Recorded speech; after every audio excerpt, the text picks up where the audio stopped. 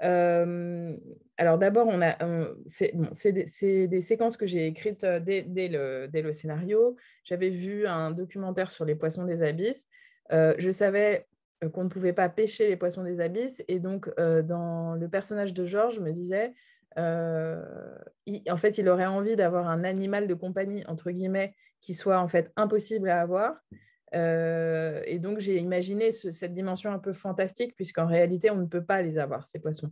Donc, comme on ne peut pas les avoir, on les a fait en post-production avec des effets spéciaux. Une boîte qui s'appelle Micros, qui fait des très, très beaux effets spéciaux.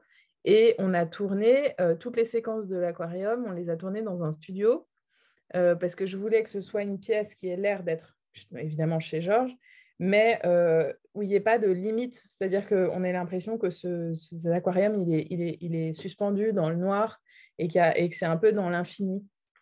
Euh, et donc, pour ça, il faut tourner en studio avec... voilà. En plus, il y avait cet aquarium qui était très gros, très lourd, avec beaucoup d'eau dedans. Et donc, c'est des choses qui sont trop dangereuses à faire dans un décor normal. Voilà, donc en fait, pendant le tournage, on a mis des petites pastilles rouges sur la paroi de l'aquarium pour figurer les poissons. Et ensuite, on les a animés et on les a créés en post-production.